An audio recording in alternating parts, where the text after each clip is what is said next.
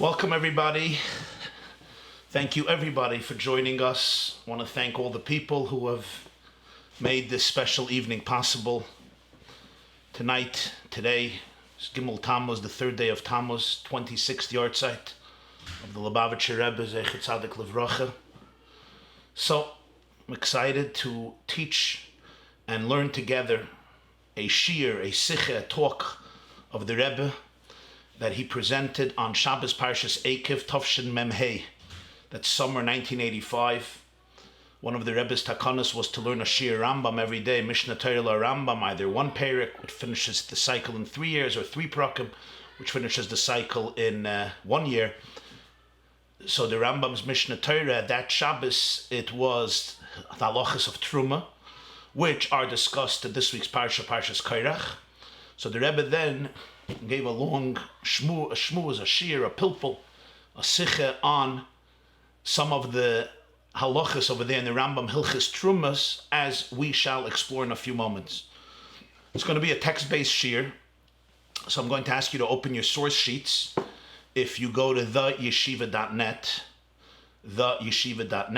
and you'll see the first class that's featured. It should say live now, how your thoughts affect your reality, and there's a PDF under the video or source sheets above the video, so you can open the source sheets or open up and download the PDF, print it out, whatever is more convenient for you, so you could follow in sight.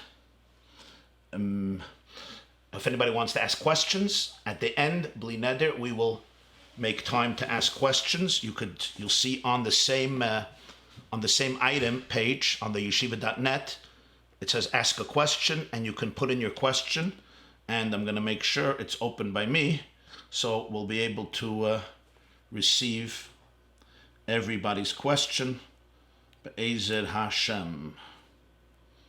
Okay, yes, it's open. It's going to be a text-based shiur. Oopsie. Okay. Okay, wonderful. Can you talk louder, please? Okay, I'm going to try to talk louder, and I will lower the mic a little bit, so maybe that will help.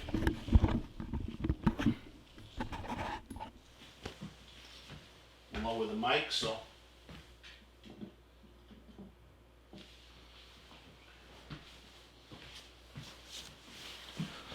Okay, so you can download your source sheets. We're going to begin Be'ezer Hashem in one moment.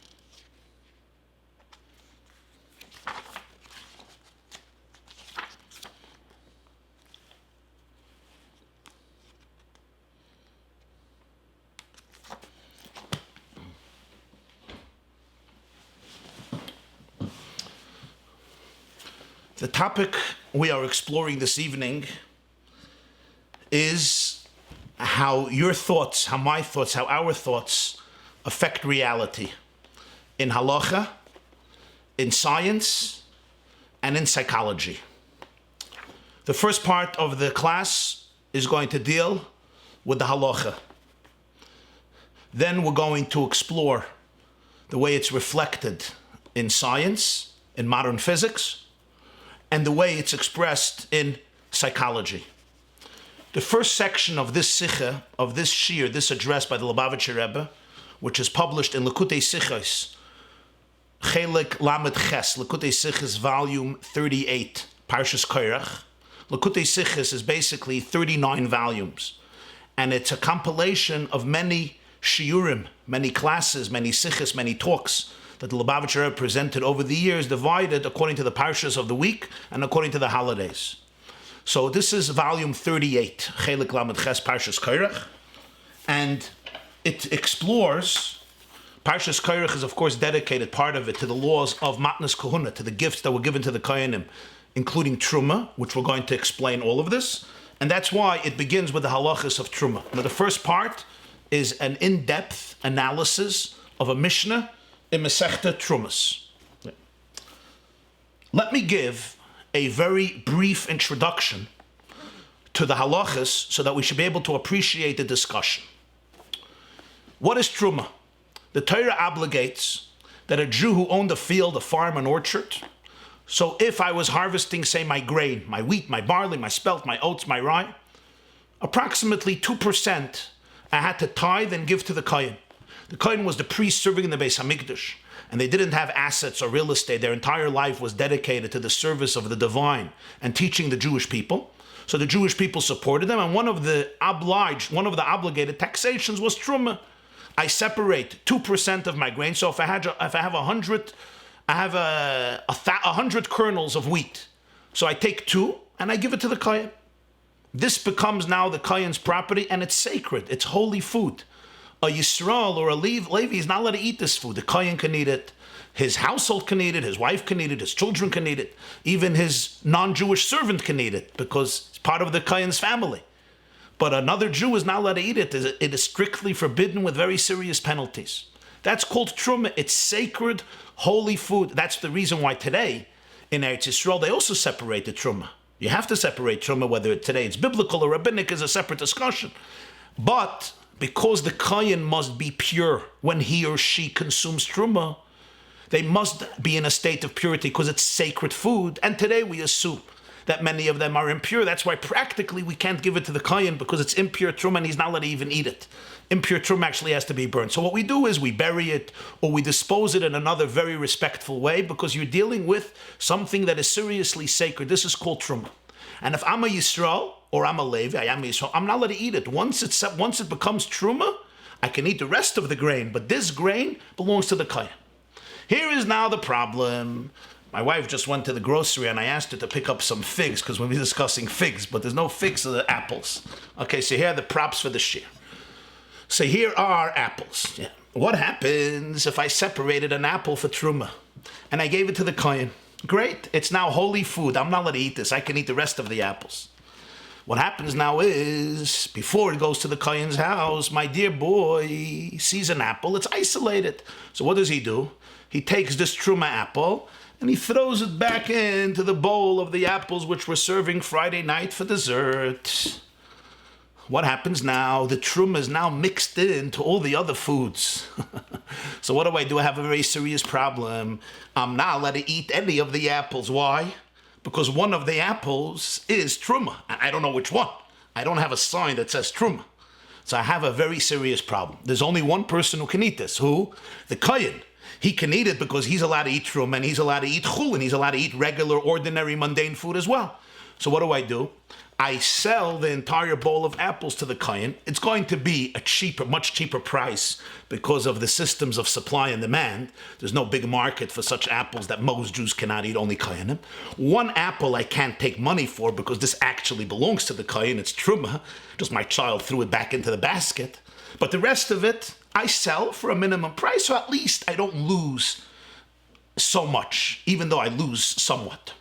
That's what happens when the Truma falls back into chulin. Chulin means ordinary food. Truma means sacred food. I'm going to ask forgiveness from those who are well versed in all of these terms, but since I want that everybody should be able to understand what we're talking about, so therefore I'm translating things, even though for so many of you great scholars, these translations would be superfluous. However, there is a unique dispensation here.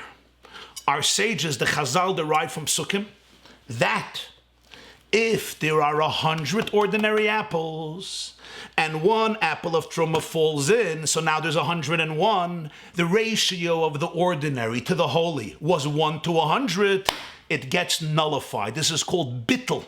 The Truma apple gets nullified. It becomes submerged, subsumed, so to speak, lost. Its identity gets lost or nullified in the huge quantity of 100 apples that overwhelm and overshadow this single Truma apple. And now you can eat all of the apples, even though you may eat the Truma apple, right? The Truma apple may be eaten because I don't know which one is Truma. The Torah teaches this is the concept called bittul, nullification. And this is a concept that applies not just to truma. It applies to all food that a Jew is not allowed to eat, all non-kosher food. There's a concept called bittul. It gets nullified in the mixture. Now it's true, one of the apples I will still retrieve and give it to the kohen, because I do know that one of them is truma. I just don't know which one it is. But I can eat all of the rest of the apples, even though I don't know which one the truma is. Why? Because there were 100. What happens if there were only 99? It's not going to work. The number 99 is insufficient to nullify the truma apple, and therefore all the apples become forbidden to me because of that one truma apple, and I have to give them all away to the kohen. I sell all of them besides one to the kohen. But if there were 100 ordinary apples, or of course 101, 110, 200, 500, if the ratio was 1 to 100, no problem. It becomes permissible. This is the discussion that we begin discussing. Says the Rebbe, Korach Sif Aleph. B'dinei bittul truma b'meya ve'echod, shat truma oile be'echod u'meya, shaninu b'meseches trumas. When it comes to the laws of nullifying truma, which truma gets nullified according to the halacha, it gets nullified be'echod u'meya, which means if you have 100 ordinary apples and one truma apple, it gets nullified. Shaninu b'mesechta trumas. There's a fascinating Mishnah in Tractate Trumas, which is dedicated to the laws of truma. This is Perek Daled Mishnah Ches, the 4th chapter of Meseches Trumas. Says the Mishnah, Rabbi Yeshua says, Te'enim shchoris malois asa levonois malos asa shchoris. Black figs are combined with the white figs in order to make them all kosher for consumption. And white figs will combine with black figs in order to nullify the truma and make them kosher for consumption. Meaning, the Bar Tanura explains, Ta'enu shel truma shchoira levana shenafla lemeya ta'enim shel chulin chetzion shchoides v'chetzion levanos kulon mitztarfin levatlo v'im shchoira nafla my lachas min ashchoides v'im levana my lachas min alevanos v'ashar chulin kishahayu. Let me explain. What happens? I have a fig of truma, and the fig of truma is a black fig, and it falls into a basket of 50 black figs and 50 white figs, or 50 green figs, 50 light figs. You have black figs and you have green figs, or white figs, light figs. What happens now? You have a fig of truma. I'm going to give you my props with apples, okay? You see this?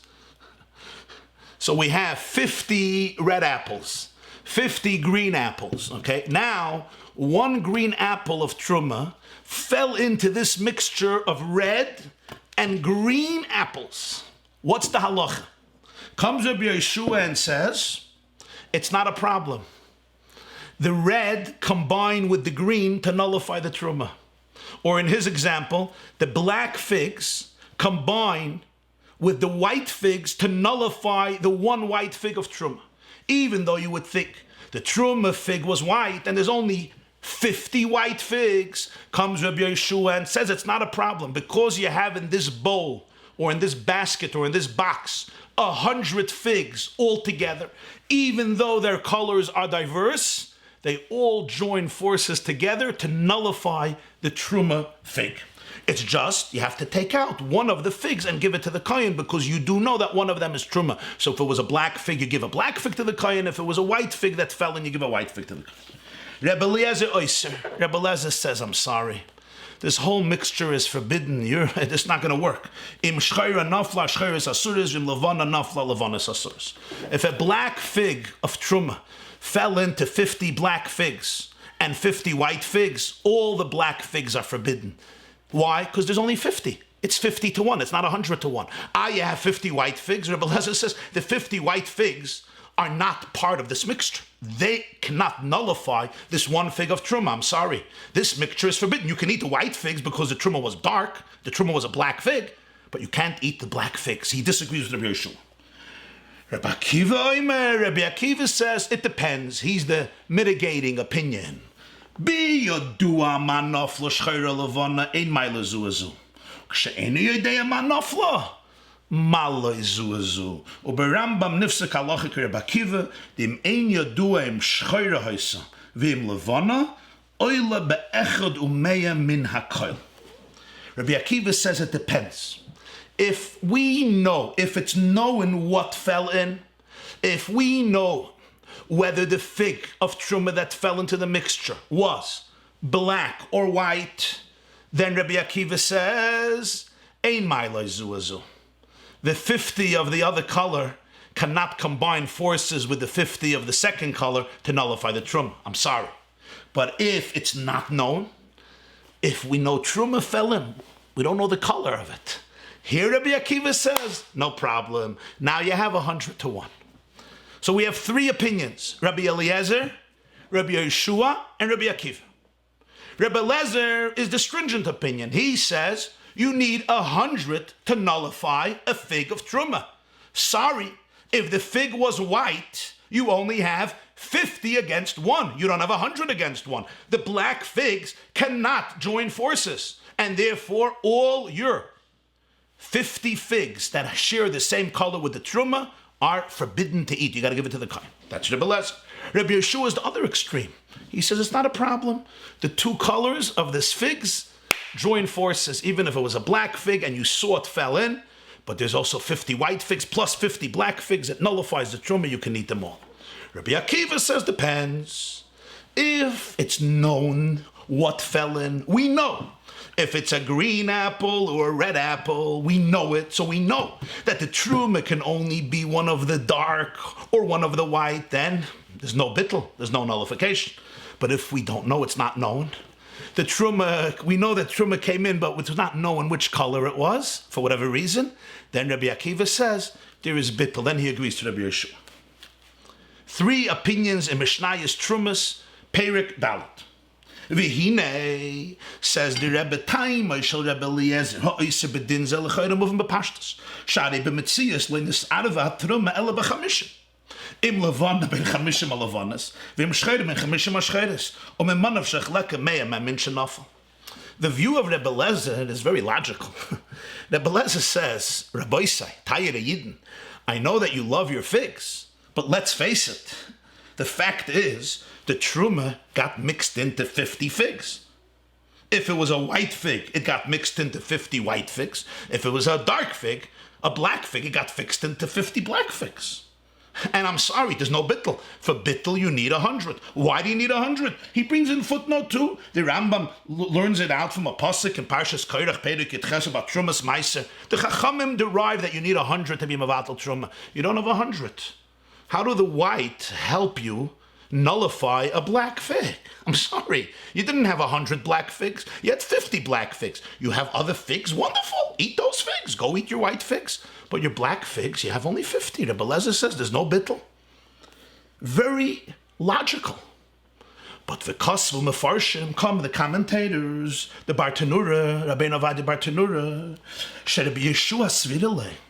They explain Rabbi Yeshua whole Shekiv on Shimoya Roitzoya Dorsin Am Arvin Hakal Biyachad Lachein Kula Mitztarfen Levatlo Va'av Shein Mevatlo Nisul Lechatchila Mevaira Toisvis Yom Tiv Hanem Mili Laharbis Beheter Kede Levatlo Isr Aber Bechai Gavna Shein Marbe Beheter El Meshano Isr Mekamois Shahoyo Mafridin Kashahoyo Mikoidem Kede La'arvam Yachad Bekahai Gavna Nire Loimar Dushari Levatlo Lechatchila. The Bartanura explains, Rabbi Yehuda holds, if you want, you could have smashed up all the figs and made them into one big cake. And there would be no distinction between the green figs and the black figs. The white figs, the light figs and the black figs. There would be no distinction if you wanted. So therefore, they can all be considered one mishmash, one cohesive entity, one sholent, and they can all join forces to nullify the truma, that truma fig. That's what the commentators explain.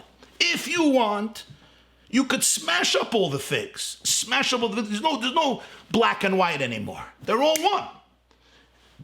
You can do that. Since you could do that, says Rabbi Yeshua, therefore, even though you didn't do that, the 50 black and the 50 green combined to be mevatel the truma fig, even if you know that it was green or black. We have a problem. There's a halacha, ein mevatel and isur lechatchila. You're not allowed to intentionally nullify something prohibited. For example, if an apple truma falls into my apples, and there's only 10 apples here, I'm not allowed to go and add another 90 apples. If it were 100, it's fine, but I'm not allowed to go and nullify an Isser initially. This is the question of the Tosfos Yom Tov. Tosfos Yom Tov says, don't compare it to this case. In this case, you're not going to add new figs. You're not doing anything new. You're not adding new figs. You're just taking the figs that are questionable. Let's say it was a black fig of Truma and it fell into 50 black figs. And you take them and you smash them. That's what you do. You're not adding something new. You're dealing with the same reality, with the same entity. You're just manipulating it a little bit. You're changing its form. Instead of being a self-contained fig, you're mashing it up and you're turning it into one big dough, one big cake. Fine. Gesundheit. Pressed figs. It was very fashionable to have pressed figs.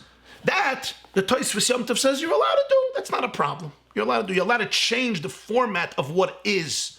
You're not adding new figs. So therefore, Rabbi Yeshua says, since you could do that, therefore, the 50 of the other color combine. What's the logic of Rabbi Akiva? Rabbi Akiva, who distinguishes between whether you know the color of the truma fig that fell in or you don't know. What's the logic to distinguish? Kosvu, on this they say, to be a dua ezetein enough l'shchayre levana, ein milas lefisha yochel lechel ha'cheres. V'kivan du mutaris hein, ein messias levatel. Aval im ein yadua im shchayre enough, levana enough, l'kivan du kulan besafik iser milas zuazu. Rabbeinu Shimshon says this, the Rosh says this, the Bartanura says this. They explain as follows. Rabbi Akiva is making a distinction. If you know what was the color of the truma fig, so the other ones are not forbidden. You can eat them. If the truma fig was a dark fig, you can eat all the other white figs. If that's the case,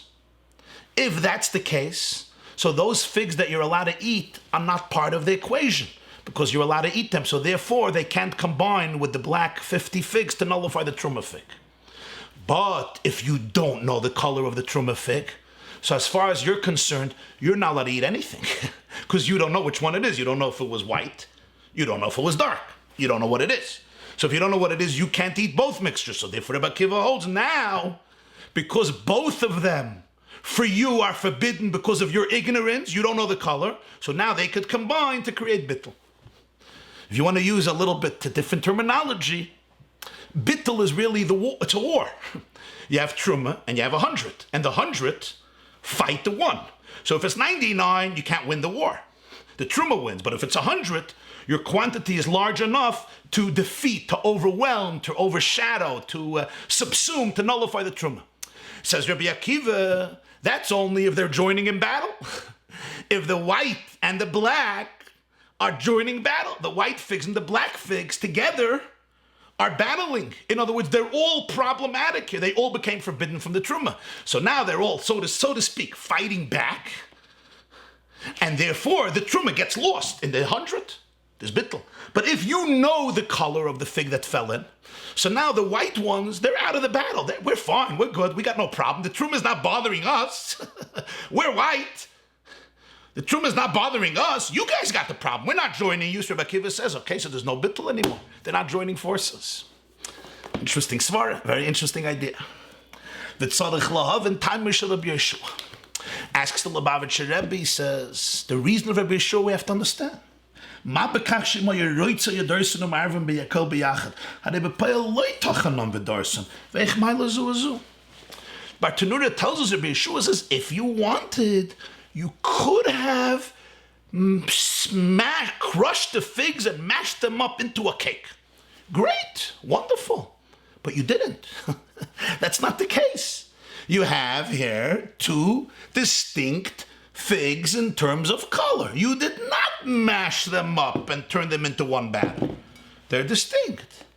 So how does Rabbi Yeshua say that they could combine to be mevatel the truma? I don't understand it. But Rabbi says, if you wanted, they could have become one entity. Okay, if that's what happened, that's what happened. But that's not what happened. If you take and mashed up all the figs, and now you just have one big dough, one big cake that includes everything. So now there's no green and there's no black anymore. They're all the same. Once they're all the same, now the truma falls in, fine. They taste the same. The color is gone. But that's not what happened. Rabbi Yeshua is saying, even now, when the figs are whole, I'm sorry, I'm using an apple. Even now, when the figs are whole, they're still bittul. What's the logic? Because if he wanted, he could have. Bittul is about the reality. Rabbi Akiva's view is also difficult to understand. מה בכך שהאדם איני יודע אם שחורה היסה לבנה וכולם בספק איסו? הרי ספק זהו רק בהידיע דהאדם, אבל במציאס לא נסער והתרומה במאה. שהרי תאינה לבנה אינה מסרבס עם תאינה שחורה וכן להפך, ובלשון התוספות וזבחים, אין השחורס ראויס ליאס בספק דימוע של העולם השחורס ניקרס מתוך לבנס, ואין כאן תרובה של אחד המאה. Rabbi Akiva's logic we also have to understand. Rabbi Akiva tells me that if I didn't know the color of the truma fig that fell into the mixture, I can eat all of them because there's bittul. Why? Because all of them are in a doubt for me. I'm not allowed to eat any of them. Asked the Rebbe, how does that help bittul? Bittul is about a reality. It's about a metzius. Let's say you have 50 figs and 50 oranges, or 50 watermelons, or 50 cherries, and a truma fig falls in. Will anybody say there's bittul? Of course there's no bittul. Why is there no bittul? And the answer is because 50 oranges cannot nullify a fig of truma. You have 50 figs, but you need 100 figs. Bittul is a metzius. If you have 50 figs, there's no bittul. So Rabbi Akiva tells me, if you know the color, then there's no bittul. But if you don't know the color, so since you have a doubt which one you're allowed to eat, and you're not allowed to eat any of them, therefore it creates bittul. But I don't understand. There was no mixture here. The truma did not fall into 100 figs because it's white. You don't know if it was white, but it on its own is either white or black. It's one of the two. It's not both. So if it's one or the other, he asks, I don't understand the idea of Rabbi Akiva. In reality, the white figs and the darker figs are not mixable. They have different colors. I don't know what the color is, but how exactly does the bittul happen? And he quotes the Tosfos and Zvachim Ayin Gimel, who explains that in the view of Rabbi Akiva. My son, I learned this with my son, so he gave an example. It was his example. He said, if somebody is colorblind, and there's a bunch of brown svarim. Yeah. Somebody takes the red sefer, and he puts it into the brown svarim, or the colorblind person himself. So somebody's going to say that the red book is mixed up in all of the other books which have a different color, and it's nullified in them. You're not going to say that, even though he cannot recognize the color. But the reality of it is that it's not mixed. The reality is that this white fig of truma is not mixed among 100 ones. I don't know the color red, so for me, I can't recognize it. Fine, but it's not mixed, it's not bottle. White figs are white figs, and green figs are green figs. It's bottle in 50, but not in 100. V'yesh loymar. The explanation is, you could say the explanation, Rabbi Lezer, Rabbi Yeshua, Rabbi Akiva, Pligi, Beklol is geder bittul betaruvis yavish beyavish. She'ena doime letaruvis lach belach. She'zuhi taruvis mame she'nasu metzias achas she'yev shel afrid b'neya. Mashenkin yavish beyavish she'kol echad nifrid b'fnei atzmai. Ela sha'odam eini yedea efe nimtza isur. V'yesh levayir gidra shel taruvis zu b'shnei yifanim.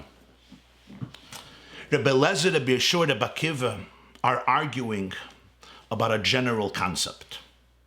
And this has to do with what we call in Halacha taruvis yavish b'yavish. There's two types of kosher and non-kosher mixtures. One is called yavish b'yavish, solid with solids, and lach b'lach is liquid with liquid. If you have a non-kosher soup which gets mixed into a kosher soup, it all becomes literally one cohesive entity, and one soup is affected by the other soup. They're part of one soup. You mix on Pesach, you take chametz de kabir and you mix it into wine. That's called lach belach. Kosher wine and non-kosher wine, non-kosher wine and kosher wine. That's liquid mixtures. Yavish b'yavish is solid with solid. Yeah. If you have a non-kosher egg and it falls into many kosher eggs, that's called yavish b'yavish. They're not really mixed. You don't recognize which one is kosher, which one is not kosher.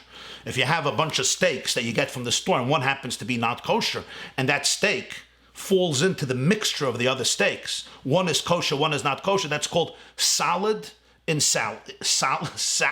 A solid food, a yavish, a dry solid food that mixes in to another solid food. Here, it's a different type of mixture, because the mixture is not that physically they became one entity. They did not physically become one entity. It's not like a drop of milk that falls into a chicken soup.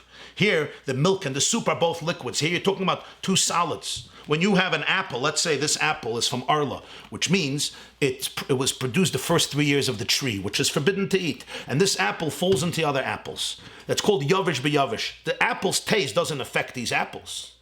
In fact, the apple is not really mixed into the other apples. They don't become one. I just don't know which apple is Arla, which apple is not Arla. Yet, the mixture is forbidden. How do you define this mixture? You could say it two ways. Aleph, Geder taruvas yavish b'yavish achin shoyne megeder taruvas lach balach. She'ena taruvas b'hachefze el rak mitzad hagavra. She'biyidiyas ha'adam yesh taruvas shel isur beheter avol gamze maspik levatel isur. The mixture of solid kosher and solid non-kosher indeed is not like liquids, kosher and non-kosher. Over here, the mixture is not in the object, it's only in the person. I'm mixed up. The apple has no issue. The apple fell in. He knows who he is. I got the issue. In other words, the taruvas is not in the chefts, it's not in the apple. It's in the gavra, it's me. I'm mixed up. I just don't know what is what. This egg fell into the other eggs. And you know what? That's fine. And because it gets mixed in, that is enough to be mevatel the isser. The fact that I don't know makes it become nullified if, in this case, truma would be 100 to 1. Beis, gam taruvas yavish b'yavish b'achefze. Ki geder taruvas hu zeh she'iyef shelahakir ben heter v'isser. Or maybe, there's a different definition. Even when solid gets mixed up with solid, it's called a mixture in the object, because the definition of the mixture is that the distinction between the permissible and the forbidden is not recognized. Even though they physically did not get mixed up, it's not like liquid with liquid, but the fact that one cannot recognize the distinction between that which is permissible and that which is forbidden is called taruvis in the chefze. The object became mixed, and therefore the object is nullified when you have 100 to 1. This is the logic behind the argument. Rebbe Eliezer svirele shegam geder taruvis yavish b'yavish tzarich liyas b'hachefze. V'lechein svirele shein halavonis yicholis lahalis hashcheres v'chein lehebech shein kan taruvis b'metzias v'kanal b'loshen hatoisvis efshe sheyis arvu ki la'olam nikares b'fnei atzma. Masheke Rabbi Yeshua v'Rebbe Akiva svirelo the taruvis yavish b'yavish mas begam kshurak mitzad hagavre b'yidiyas ha'adam she'ena yadua heichana isur. V'zeh gam tamish Rebbe Akiva the svirele dikshe'ena yadua man nafla mayla zu azu machmas taruvis b'yidiyas ha'adam or b'nidindidan b'yidiyasai he'muravin b'chol hameya. Rebbe Eliezer holds, what's the definition of bittul? The definition of taruvis, of a mixture and a bittul, it has to be in the chefza. The object has to be nullified. How does the object get nullified? Because one cannot recognize the distinction between the permissible and the forbidden. That's called nullification. In this case, when you have a truma, which is, say, a white fig, that fell into 50 white figs and 50 black figs, Rebbe Eliezer says, I'm sorry, this is not called bittul. In the object, there was no bittul. It's recognizable. You may not know the color, so you have a problem. But this fig is not bottled. This fig is not mixed in. It's not nullified. It's not overwhelmed by the other figs. Why? Because there's only 50 of the same color, not 100 of the same color. What about the 50 of the other color? The 50 of the other color don't combine with the other 50, because in terms of the chefts, in terms of the object, it is distinctive. It has a unique color. It's not mixable with the others. And Rabbi Eliezer says bittul has to be in the cheftza. The object has to somewhat be transformed. Rabbi Yeshua and Rabbi Akiva have a different perspective. For them, the halacha of bittul is about the person. If I am unaware, in my experience, in my observation, in my knowledge of it, this fig is mixed up between 100. Why? Because I don't know the color of it. And because I don't know the color of it, so therefore, in terms of my understanding of it, I am confused in terms of all the 100. That's what creates bittul here. That's what he's saying. For Rabbi Yeshua and Rabbi Akiva, the taruvis is enough even if it's in the person's knowledge. I don't know where the Isser is. I don't know. Is it in the white ones? Is it in the black ones? Because I don't know the color. Since I don't know, so therefore it becomes bittul. And that's what Rabbi Akiva says. If you don't know the color, there could be bittul. Why? Because in my knowledge, in terms of my awareness, this one fig is mixed into 50 or into 100. Where is it mixed into? It's mixed into all the 100. What do you mean it's not? It's white, it's dark, it can't be mixed. Well, in terms of me, it's mixed into all the 100. I cannot eat any of them. All of the 100 are affected by it. The truma is because I don't know the color. You're right, it's about me. And that is bittul. Al piza yesh levar gam time Rabbi Yeshua the Svirilo. Shekulam mitzdarfen levatla levi she'im hayaroitz hayadarsen umar van hakel biyachad afshle darsen verv. Hadrisse beteinim he loyrag begeder im hayaroitz stam. Ela zui derech hakar lidres hateinim. V'kivin should haruvis the yavish biyavish. Hu loyis arvus bepeil b'metzias ba'chefze.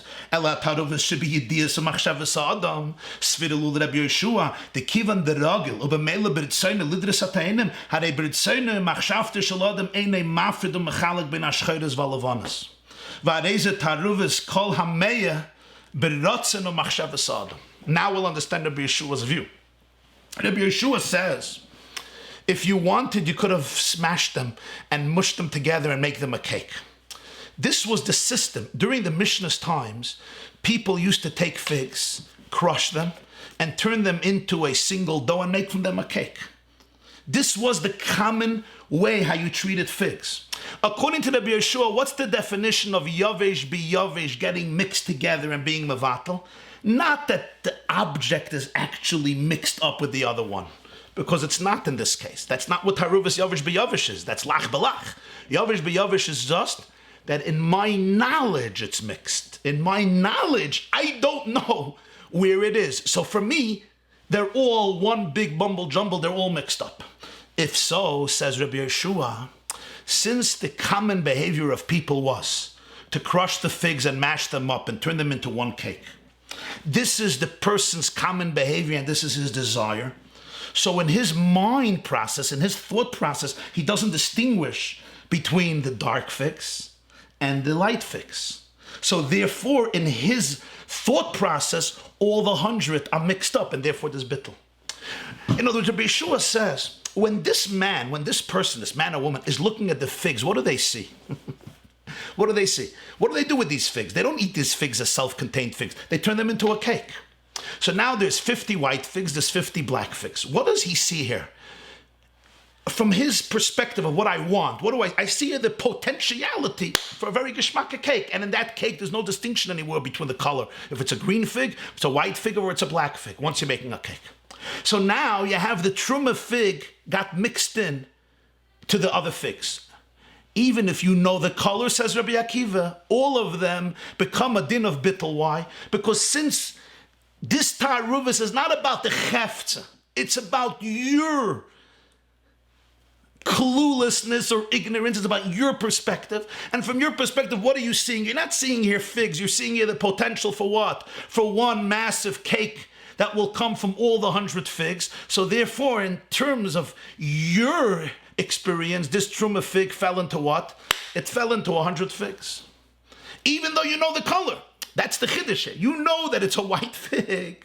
And the white fig fell in to 50 white figs and the 50 black figs. So Rabbi Akiva Taka says, sorry, here there's no taruvus anymore because I know the color. Comes Rabbi Yeshua and says, since the whole gather of bittul here is the human thought process, not the cheftza, but the gavra. My thought process here, that's what we're looking at. Because mitzad the chefza, there's no bittul. It's yavish b'yavish, there's no bittul here. The whole taruvas yavish b'yavish is a din in gavra, not in chefza, according to Rabbi Yeshua. There's no bittul, it's not nullified, it's not mixed in. It's just, I don't know where it is. It retains its identity, it's somewhere. It doesn't have a problem. I have the problem. That's the definition here. It's about my experience of the mixture. In my mind, I'm mixed up. It's not mixed up. I'm mixed up. Let's put it that way. I'm mixed up, not it's mixed up. Somebody once told Reb Chatzkel Abramsky, the famous author of Chazon Yecheskel and Tosefta, Yeshivach, he said, so there is a farvorfene Tosefta. There's a Tosefta which is like an outcast. So he says, nein. The Tosefta is nicht verworfen. Du bist verworfen. The Tosefta is not lost. You're lost. The fig is not lost. The fig is the fig.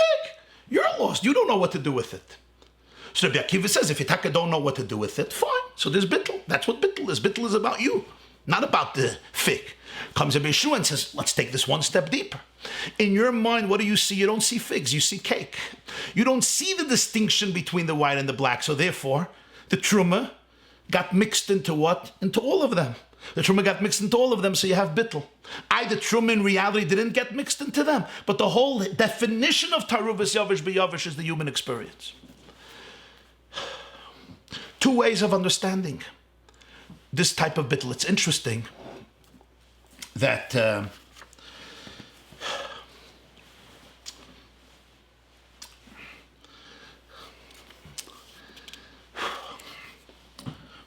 he says in footnote 11, there's two opinions in how bittul works, in bittul b'roiv. Biblically, even by truma, you don't need 101. Rabbinically, you need 101. Biblically, you need roiv, you need a majority. Achere rabim lahatos. If you have a non-kosher apple, it's arla, it falls into two apples. Biblically, the two are the majority. They nullify the other apple. It's 1 to 2, a ratio of 1 to 2. The rabbis added numbers because of different reasons. It's not for now. So there's a huge machlokes among the Rishonim. Machlokes between the Shulchan Aruch and the Tur in Yeridea. It's machlokes between the Rashba and the Rosh. The great Rishonim have this machlokes in Maseches Chulin in Yeridea Kuftes. The question is, are you allowed to eat all of them? Or you're not allowed to eat all of them? What does bittul mean? Is bittul about statistics? Meaning, statistically, if you have 1 versus 2, 1 in contrast to 2, so statistically, the one that I'm eating is probably good because there's 2, right, that are kosher. So the one that I'm eating, so statistically this is fine. Then this is fine, and then this is fine. Is that the pshat? But then 1 you're not allowed to eat. Could you eat all of them together? You're allowed to eat all if you're eating them all together, certainly one of them is forbidden. That's what he says in 14. The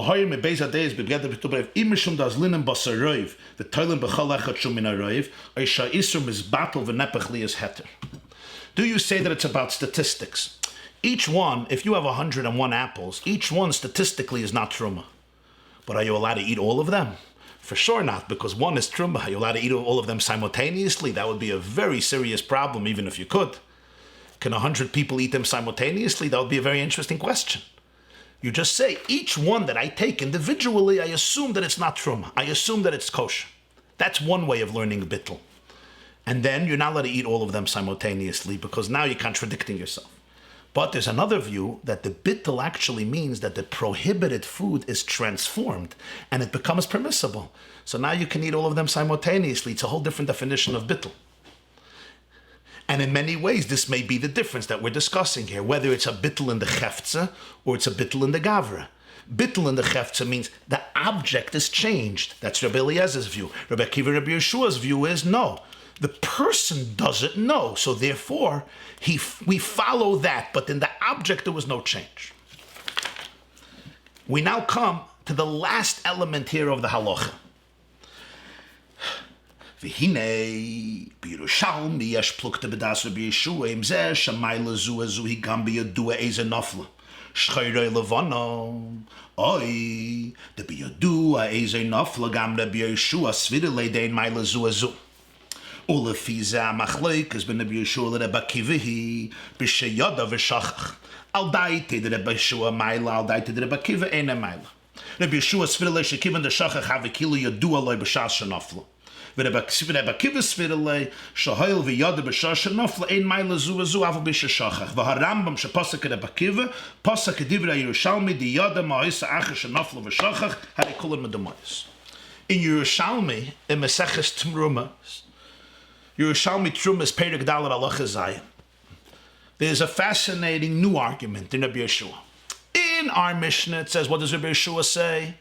The 50 black figs nullify the Truma white fig with the other 50 white figs. That's what he said. Rabbi Lezer argued, Rabbi Akiva mitigated. In Yerushalmi, it says, actually, Rabbi Yeshua agrees. He holds, if you know the color, there's no way there's bittul. So what's the argument in Rabbi Yeshua and Rabbi Akiva? If you knew when it fell in and later you forgot. Rabbi Akiva says, if you knew the color when it fell in, you saw. Your child took a black fig and threw it into the basket with 50 black, 50 white. You knew what it is. Then Rabbi Akiva says, even if later you forget, there's no bittul. Rabbi Yeshua says, no. If you later forget, there's bittul. Very interesting argument here. So Rabbi Yeshua agrees that if you actually know the color, there's no bittul whatsoever. The argument between them is more subtle. Rabbi Yeshua holds, if you knew, but later you forgot, great, now there's bittul, because you don't know the color, so therefore they're all mixed in together, because you don't know the difference. In terms of, as far as you're concerned, there's 100 apples that you can't eat. According to Rabbi Akiva, if you knew the color when it fell in, even though later you forgot, there's still no bittul. That's what the Yerushalmi teaches us, and that's the halacha. The halacha is like Rabbi Akiva. That's what the Rambam teaches us. That what? If one white truma fig falls into 50 figs, white figs, and there's another 50 black figs, if you didn't know the color, Rabbi Akiva says what? There's bittul. If you knew the color, there's no bittul, because you know the color. You know that you don't know about one group of 50, but you know the other group of 50. What if you knew and you forgot? Says the Rambam, it's still all truma, suffix truma, you're not allowed to eat it. The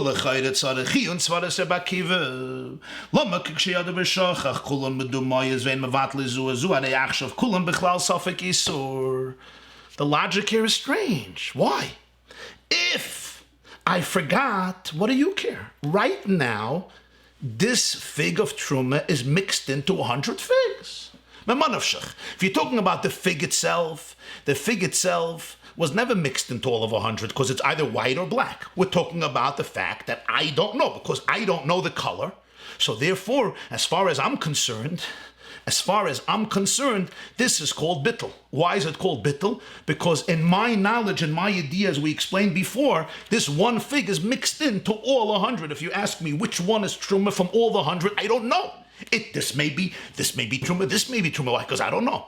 So what's the difference if I knew it in the beginning and I later forgot, or I never knew it in the beginning? So you might say, well, if you knew it in the beginning, it already became prohibited. If it became prohibited, later when you forget it, you can't alter the status. But that's not true. The Rebbe says, because there's a Mishnah, Masechta Truma, the next chapter, Perek Hey, let's say you had 50 apples of Truma, and 50 apples of chulin, ordinary food, and one apple of truma falls in. You're not allowed to eat any of them. Now your child comes and throws in another 50 apples by mistake. He doesn't know that there was a problem here. What's the halacha? The halacha is they all become permissible. Initially they were forbidden because there were only 50. And because he added another 50 by mistake, he didn't mean to nullify the isur. So the halacha is they suddenly all become permissible. So why would Rabbi Akiva distinguish in our case? What's the logic here? Initially, if you would have not known the color of this fig, it would have been bottle. The problem is you knew the color. So when you knew the color, so therefore there's no bittul, because there's only 50 white figs. There's no 100 white figs, granted. But later you forgot the color. And that was a mistake. You didn't try to forget, you forgot it was a mistake. So why can't the figs now become permissible? Now there's bittul, because now there's a mixture in all the 100. Great question. How do we understand this view of Rabbi Akiva? And as we said, this is the halacha. So now here we see a phenomenon. V'yesh loymar, shaladas ha'Yerushalmi u'psak ha'Rambam svaras Rabbi Akiva he oifen shlishi beged taruvis yavish b'yavish. Rabbi Akiva is introducing a third halachic formula, terminology. What is Taruvas Yavish B'Yavish? L'das Rabbi Yeshua, Kol Gedera Taruvas Ach V'Rak B'Yediyas U'Machshavas Ha'Adam. Avo Rabbi Akiva Svirelei, the Avshi Yisoid Taruvas Yavish B'Yavish U'Mitzad Yediyas U'Machshavas Ha'Adam. Harei Amatzav B'Yediyas Ha'Adam Payil Al HaCheftza. Shezeu Chidish HaTeire B'Din Taruvas Yavish B'Yavish. The Avshi Mitzad HaMetzias Atzma. Eina isur mu'urav mamash ba'heter. V'rak she'eina nikir b'fnei atzmai. V'im kein yisoid geder ha'taruvas hu mitzad ha'matzav shel yediyas adam. Harei matzav zeh b'yediyas adam. Matzav zeh b'yediyas adam. Poil shinui b'mitziusay shel hadavar ki'ilu heim mu'urav mamash. Rabbi Akiva introduces a third perspective. According to Rabbi Yeshua, the whole definition of Taruvas, Yavish B'Yavish, and Bittul is what? Only something that happens inside of me. I am confused, and because I am confused, therefore, it's considered a mixture in Halacha, and it becomes nullified. Granted. Here, I'm confused. Why am I confused? I knew the color, I forgot the color. Rabbi Yeshua says is Bittul. Comes Rabbi Akiva, and he says something else. It's true. Yavish B'Yavish starts all within the knowledge of the person. That's true. But Rabbi Akiva says, halachically, what the halacha is teaching us here, your awareness of these fruits affect the cheftza.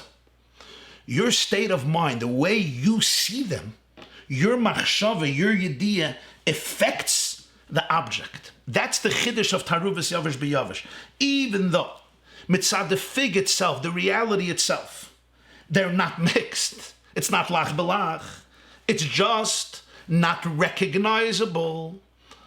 It's not recognizable. You can't distinguish one from the other.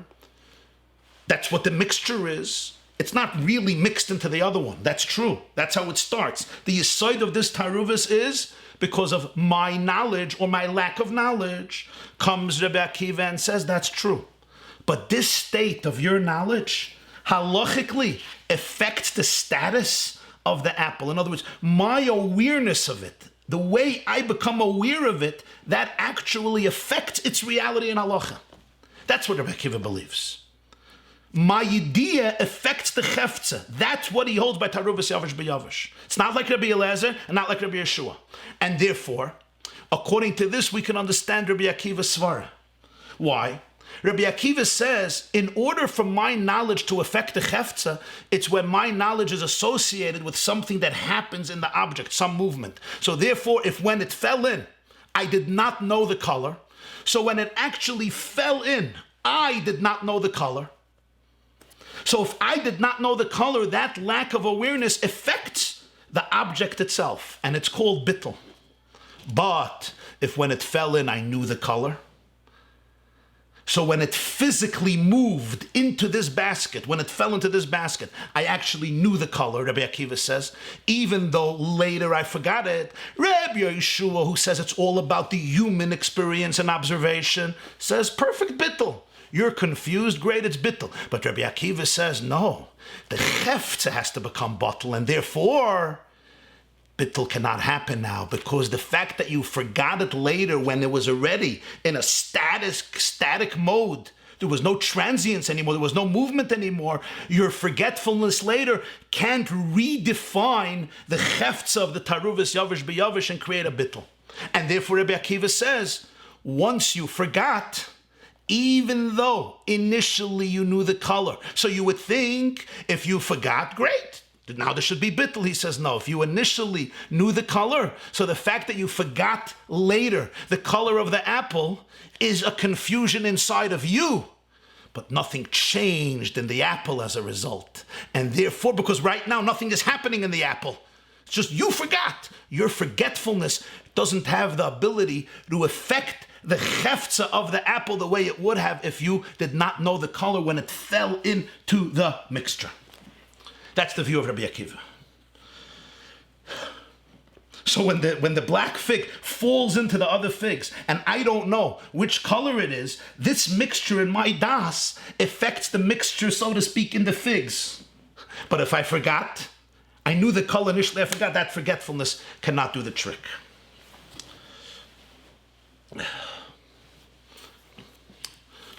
What do we see here in Halacha? According to the Rabbi Akiva, what do we see here in Halacha? We see here a phenomenal concept. Here's a person, he's having an observation. There's a state of awareness of how I see this truma fig. What is it? Rabbi Akiva says, I don't know the color. When it fell in, I don't know the color. Because when it fell in, I don't know the color. So Rabbi Akiva says, it's not just about me. It actually becomes, so to speak, halachically, it becomes the reality of the fig. The reality of the fig is, so to speak, altered. It's mixed into 100 figs and therefore nullified by 100 figs, because 100 figs could nullify one fig of truma. If I did know the color, Rabbi Akiva says there's no bittul anymore. There's no bittul if I know the color. Because it's mixed in between whites, but not between the other ones, if it was a white fig of truma. Even if later I forgot, Rabbi Akiva says that works, because I'm confused. But Rabbi Akiva says that doesn't work, because you need here bittul in the chayfetz, in the cheftza of the apples themselves. That's the chiddush of Torah, that Taruvis Yavish B'Yavish is asur, that even though mitzvah the Metzias nothing happened, Rabbi Akiva says, my state of awareness vis-a-vis this object affects the definition, it affects the object. Now here, the Rebbe goes on to explain why this Mishnah came out in Truma, because this is a fundamental idea in Truma. In Truma, there's a unique halacha. Chazal tell us, it says, V'nechshav lachem trumaschem. You can create Truma with your own thoughts, just with thoughts. It's an unbelievable halacha. Usually, to effect change, you need action, or at least words. Truma, it says, V'nechshav lachem trumaschem in Parshas Korach. What's the halacha by v'nechshav lechem trumaschem? Machshav is enough. I have a thought. I look at my basket of apples and I have a thought. I just think, I want this to become truma. And now a Jew who eats this, a Yisrael who eats this, is subjected to Misa b'dei Shamayim, heavenly death, because you ate. For you, it's toxic food. It's poisonous food. I thought. Your thoughts affect reality, the halacha tells us. Now, there are other opinions that it doesn't become truma through your thoughts, that's true, but everything else becomes permissible through your thoughts. I put my eyes on this apple and I think I want this to be truma, even though this itself does not become truma before a verbal declaration or action, according to some opinions, but everything else now becomes permissible. So their status changes from tevel, it becomes kosher. How does all this happen? It all happens through my thoughts. And here too we have the same concept that what? That the person's machshava, my thought process, or my lack of awareness actually changes the reality of this fruit. If we would learn this many, many years ago, it would seem very strange. It's like, what are you talking about? This is a physical, technical fig that fell into a bowl. How is the status being affected? The status is not being affected. You could tell me that you're confused. You could tell me that you don't know about it. You don't know where it belongs. You could tell me that if you don't know the color, so therefore you don't know which one you can eat. So it's all about your perception of it. What does this have to do with reality? But today, we know how relevant this halacha is, because Rabbi Akiva is really addressing cutting-edge science and physics. Because after arguing for decades about the nature of the tiny electrons that comprise matter, some saw it as waves, some saw it as particles. In the last few decades, great physicists concluded that electrons don't exist as a fixed model. There is an endless field of potentiality around every energy particle. It can be here, it can be there, it can be a matter, a particle, it can be a wave, it can go through one slit, it can go through both slits, it can go through neither. Experiments has proven all of this, as insane as it sounds. It sounds insane. The fact is that when you're dealing with this level of energy, you're dealing with the tiny electrons that comprise matter, they cannot speak about it in any fixed model. And you know what causes electrons to collapse into a specific and fixed model? I once read a scientist wrote, he said, if you see a basketball dribbling on the basketball court, it's in one place, right? You're dribbling. He says, no. At that very moment, the underlying particles of this basketball are bouncing all over the court. Now it sounds crazy. What do you mean? What is the reason that all the electrons collapse into a fixed model? What causes me to see the basketball as bouncing in one limited location? And experiments have shown that the electron assumes one fixed model and one fixed type of behavior when it's being observed. It's the consciousness of the observer that influences that particle, and it decides where it will be, what form it will take, and how it will behave. My observation of reality is what creates reality. In other words, reality is a product of my consciousness. The father of theoretical physics, the father of quantum theory, is a man named Max Planck. He died in 1947. He won the Nobel Prize. He once wrote, I saw a line of his, he wrote, I regard consciousness as fundamental. Matter is a derivative of consciousness. Consciousness is not a derivative of matter. We cannot get behind consciousness. Everything that we talk about, everything that we regard as existing, postulates consciousness. In other words, matter is a derivative of consciousness. Because I think it is here, therefore it is here. The way I observe it to be, that defines its reality. And it's based on my thought process, our observation, and the limits that we use in our observation, because our observations utilize the instruments that we use in life. That is what affects reality. Scientists like asking a question. If you leave your home, does it disappear? Well, the telephone company doesn't think so, and the bank doesn't think so. But they say, absolutely, of course it disappears. Because the home that you observe is not objective reality. It's a marriage between objective reality and my observation of it. What my mind is capable of perceiving affects the reality which I perceive.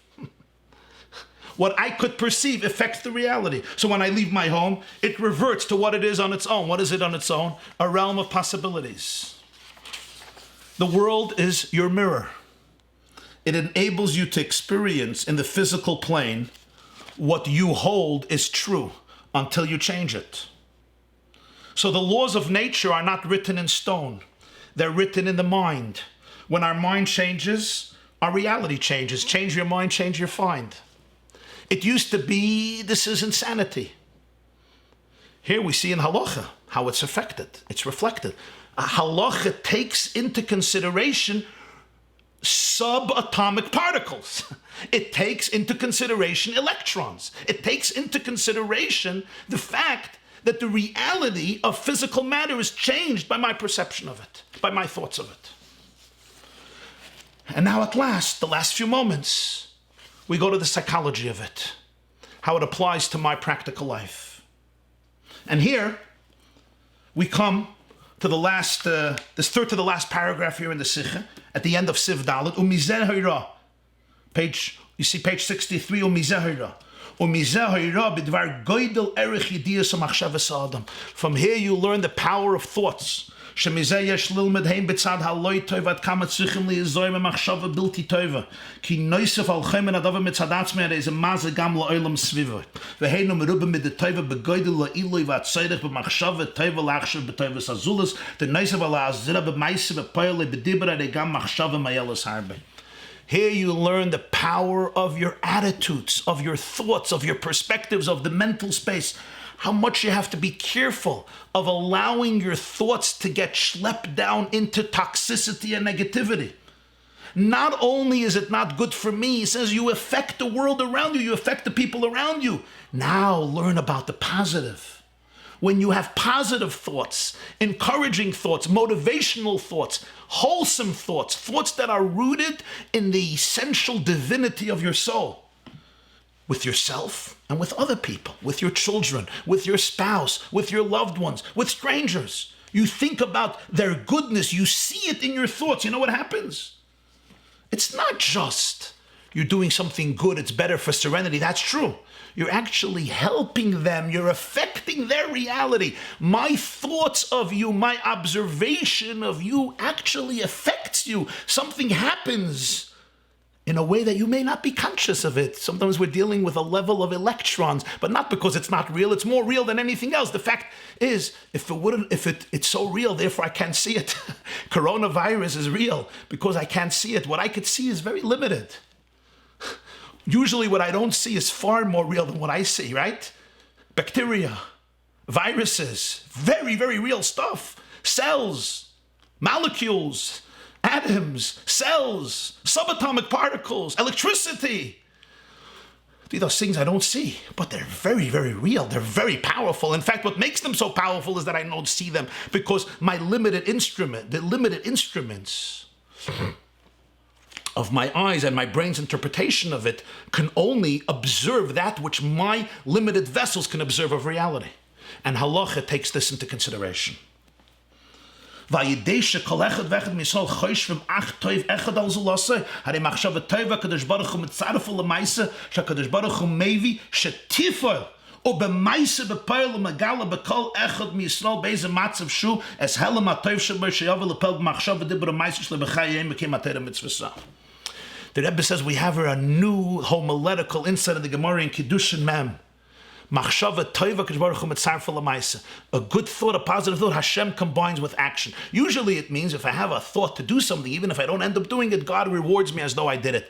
The Rebbe says machshava toiva. When you think only positive thoughts about yourself, about your loved ones, about other people, you know what happens? HaKadosh Baruch Hu mitzaref l'maisa. The Rebbeinu Shalom, who is the creator of the world, he takes this thought and mitzaref, he combines it to action. It actually creates maisa. My thoughts, your thoughts, my mental space, it creates maisa. Think differently about your life and there will be another life. Think differently about your child, you'll have another child. Think differently about your reality, you can have another reality. Think differently about the people around you, and you help them reveal themselves. He says, you bring out in every Jew, no matter who he is, the inner toiv that is there, that it should come to the fore and actually affect his or her life. And he says, in thought and speech and action in their daily life, saturated with Torah and mitzvahs. Change your mind, and you actually change your find. This is the famous words of the Tzemach Tzedek. Tracht gut, wird sein gut. Think good and it will be good. He's not just saying, be a positive person. He's saying that actually our thoughts are very, very real. Our thoughts affect the world. Like the Baal Shem Tov once said, that God creates the world through thought, through energy, through his thought process. The world is divine consciousness. Max Planck said it from a point of view of physics. Matter is a derivative of consciousness. Whose consciousness is this? Tell me. Whose conscious? Where does consciousness come from? Where did we get consciousness from? How does blind matter turn into consciousness? It's all rooted in divine consciousness. But machshava achas nivra ha'olam, God's consciousness. When my thought process becomes associated with God's thought processes, we change the world together. In other words, when you realize who you are, and therefore you allow your thoughts to become part of the divine oneness and harmony, so it becomes divine thoughts. If it becomes divine thoughts, so now divine thoughts affect the reality. This is a wonderful interpretation of the Baal Shem Tov. Now I want to end with this very funny story. The shir is over, but I want to finish with this very humorous story. I always found it very, very cute and very charming. I guess I should say a lahavdil, but I think it's worth telling the story. It happened in 1940. There was a couple. They went on their honeymoon. And when they went on their honeymoon, they decided to be creative.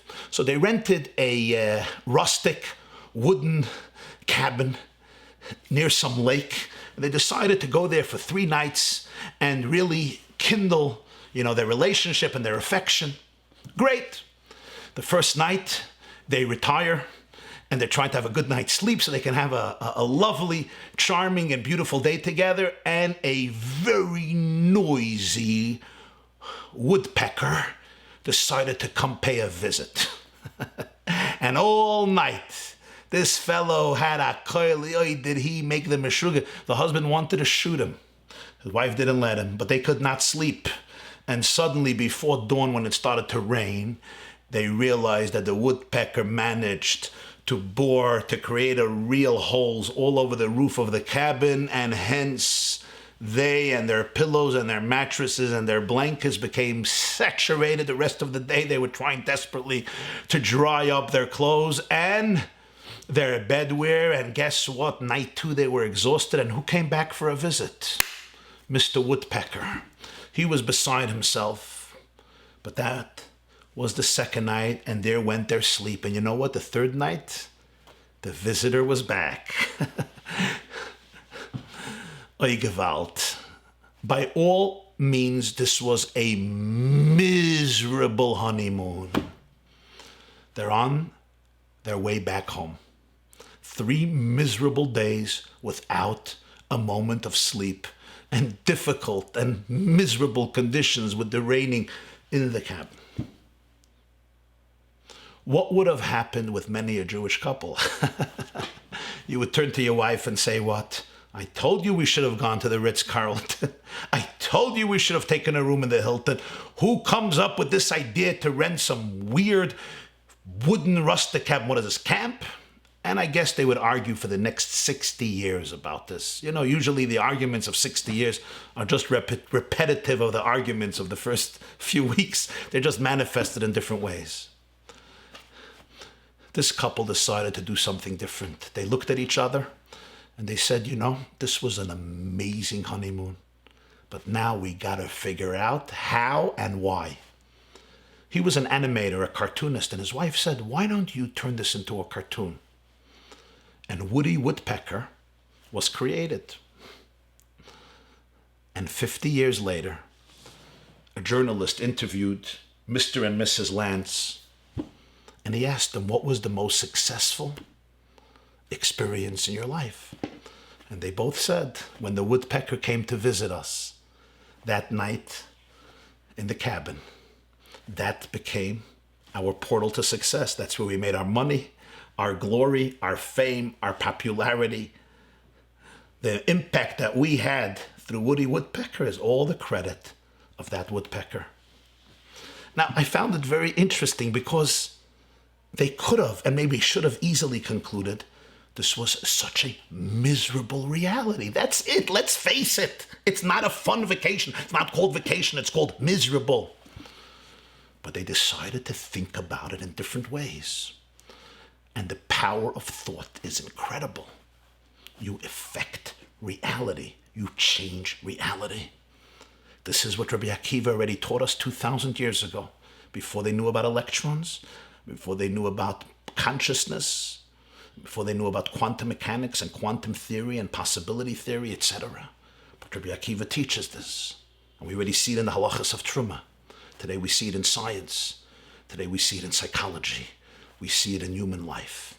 You think positive. Thinking positive doesn't mean I don't have negative thoughts, doesn't mean I don't have trauma, doesn't mean I was not abused, it does not mean I don't feel guilt, it does not mean I am pure and holistic and clean from everything. What it does mean is all types of thoughts come in, but I have to choose where I'm going to go. I have to choose to take my thought process and align it with the harmony of existence, with divinity, align it with goodness, with hope, with positivity, with my core that's indestructible. Think about that when I view myself, and it's hard. This is real avoid. It's not easy.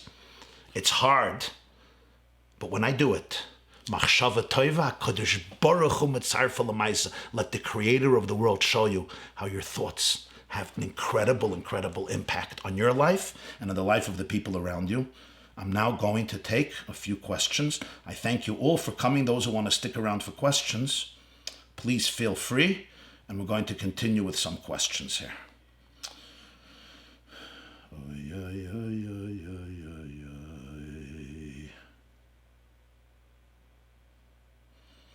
I'm just opening it up. I have to choose.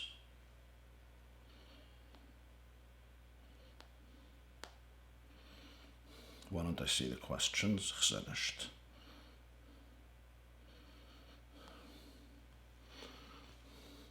Let me open up my laptop.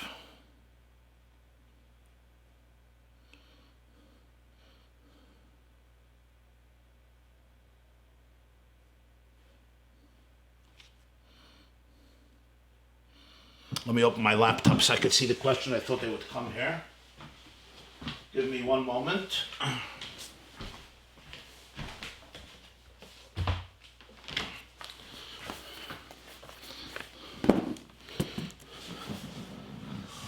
Tell you a beautiful story in the meantime. The Baal Shem Tov lived in Mezhebush in Ukraine. And the Baal Shem Tov once heard there were two Balabatim in Mezhebush, two Jews who were businessmen, so to speak, in Mezhebush in Ukraine. And they were, one of them was, I assume, a little brute or a little crude in his words. And the Baal Shem Tov hears that one of them is talking about his friend. They got into a huge fight. And he was so angry, he was so furious. He tells the other fellow, he says, I'm going to tear you up like a fish. I'm going to tear you up like a fish. That's what he says. And the Baal Shem Tov heard this and he shuddered. He shuddered. And they asked the Baal Shem Tov, what happened? So the Baal Shem Tov, he had his students put their hands over each other's shoulders, like we do in camp. You remember that?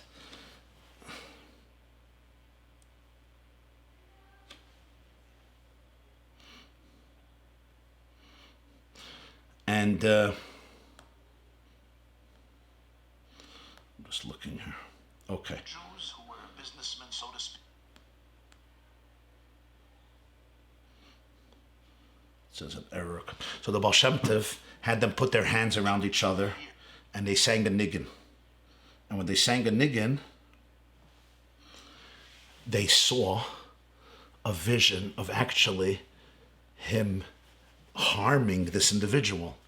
And the Baal Shem Tov told them that when a Jew has a thought, it affects reality, and in a certain plane of existence, even though you can't see it with your eyes, that thought is actually materialized. And he says, if this is true in the negative, understand how powerful this is true also in the positive. That's what the Baal Shem Tov told them.